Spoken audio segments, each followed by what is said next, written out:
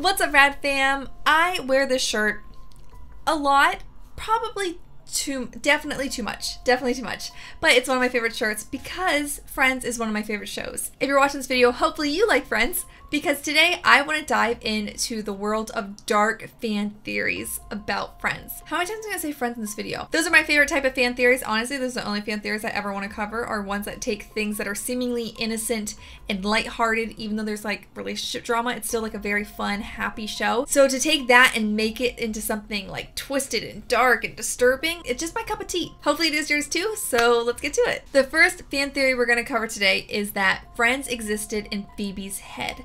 How the heck are they going to make this make sense? I don't know. I'm very intrigued though. Possibly the darkest fan theory to ever grace the internet, that's a big claim, came from a Twitter user. He suggested an ending to the series in which it turned out that Phoebe was still homeless and that the entire show had been a product of her meth-addled mind.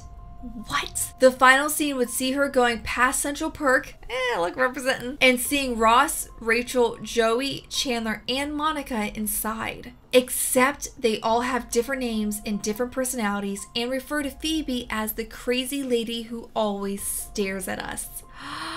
What? Friends would then end with her taking shelter from the rain in the park by setting up 6 brightly colored umbrellas on a bench. All this poor version of Phoebe wanted was friends, so she invented them from scratch. Oh my god, that's so heartbreaking. Yep, that is like the saddest thing I think I've ever heard. Oh my gosh, poor Phoebe had like such a troubled childhood, and she struggled and she persevered and she stayed being this happy, positive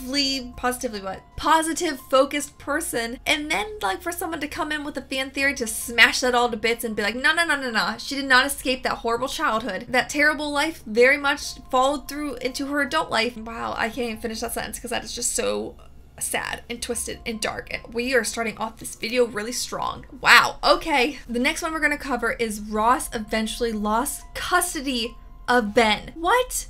That is dark. How? These fan theories just love to really just rain on your parade, you know what I'm saying? They like to make sure if you're having a good day, not after you watch this.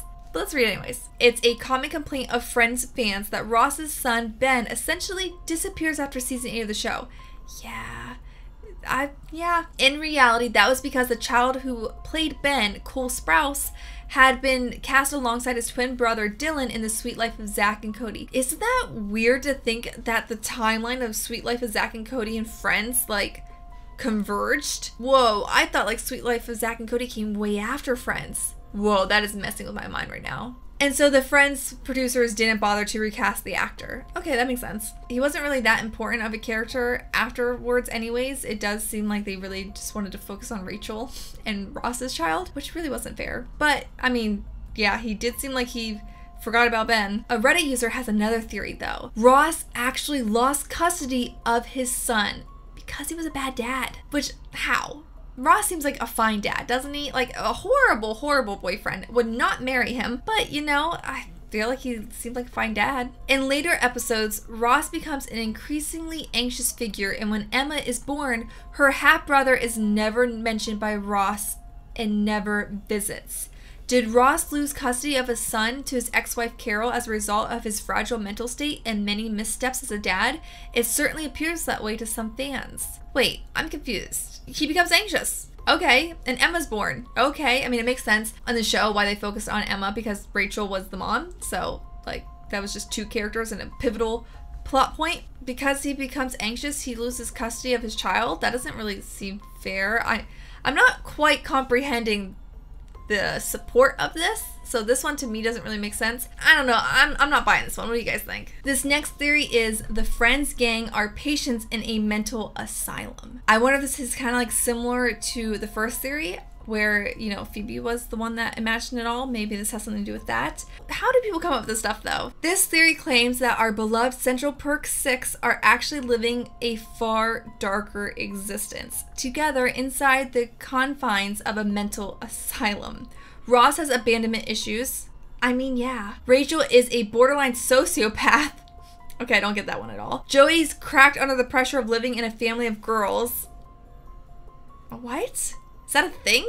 Chandler's parents left him scarred, and Monica has an eating disorder. Honestly, Ross, Chandler, and Monica makes the most sense because, like, you've seen that as part of their character development. But Rachel and Joey, I felt like that's just nonsense. Phoebe, though, suffering the trauma of her mother's suicide in her own homelessness, is actually the sanest one of the bunch. Oh. Okay, that's a twist. Together, they suffer from a shared psychosis brought about by their various mental disorders, which result in the group regularly indulging in fantasy adventures together in a bid to distract themselves from the realities of asylum life. I mean, okay, I'm kind of on board. I think it's fascinating, but it's a stretch. Given the flights of fancy are common in psychiatry when a patient experiences a stressful event, it's definitely possible with each member of the group having suffered a significant personal trauma, whether it's Ross's divorces or Rachel ditching Barry at the altar. Rachel ditching Barry at the altar, though, wouldn't make her a sociopath. It's fun. I like it. It's a stretch. It's very dark, though. It definitely makes you want to re-examine the characters, though. Phoebe seems to be like the fan favorite to make theories about, which I get. Her story is far more complex and already dark and fascinating than any of the other friends.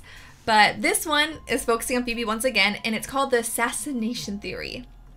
Well, that's dark. There's this idea that the Mafia tried to expose a Phoebe in season 6. What? How?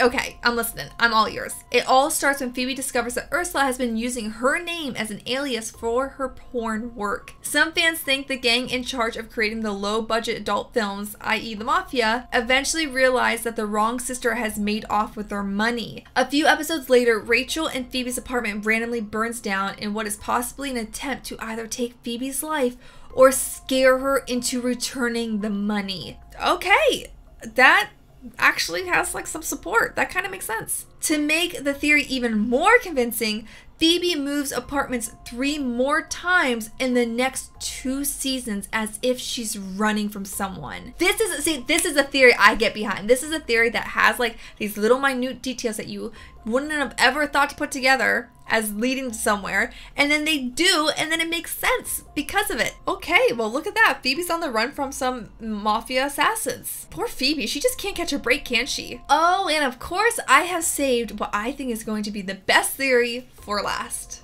Oh, and it is dark. It is disturbing. It is going to really repulse you, probably. It's going to change maybe the way you look at Ross and Rachel. So prepare yourselves. This is going to be a doozy. This theory is called the sister theory. Okay. Remember, it says about Ross and Rachel, so yeah. It turns out that John Tamhopper, Friends mega fan and creator of the Friends themed podcast Friend Zone. Oh, I didn't know that there was a podcast about Friends. That's fun. Has a whole theory that Ross and Rachel are actually siblings. Ew. Ew. Okay, gross. In an episode of his podcast, he goes into details of the entire thing. Jack and Judy quietly gave Rachel up shortly after her birth to the Greens. Somehow, Ross and Rachel find out they're siblings, but had romantic feelings for each other as long as they can remember. Deciding that they don't care and that they can't ignore their love for each other, they dive into a relationship anyway. The parents are harboring a deep, dark secret, the reason they gave Rachel up in the first place, which explains why they never step in. That doesn't make any sense. I'm sorry, that doesn't make any sense. That is dark and certainly puts a new spin on the show. That's one I can't get behind, guys. It's no. It's already been proven that they can't keep a secret in this friend group, and Monica would have to know, and they look nothing alike. No, I'm not buying it. It's no, because you could argue, I guess, that they gave her to the Greens so they could see her grow up. But like, they would have just admitted and raised her before they allowed that to happen. I actually heard another version of this fan theory that's very similar about them being half siblings, but that they themselves didn't know until after they had Emma. And then it was like this big old thing, which again, it's the same theory, but I have like a lot of questions because like, what in the parents have stepped in before that had happened? They had years. Well, there were some dark and twisted fan theories, some a little more believable than others, but at the end of the day, they're just fan theories, which are meant to be fun. I hope you guys liked today's video, and if you did, please turn on my channel notifications so that you are notified when the next video goes live. And I'm kind of posting all the time right now, so you definitely don't want to miss future videos. Hopefully. I hope you don't want to miss them. And until next time, keep it around us, and I'll see you guys real soon. Bye!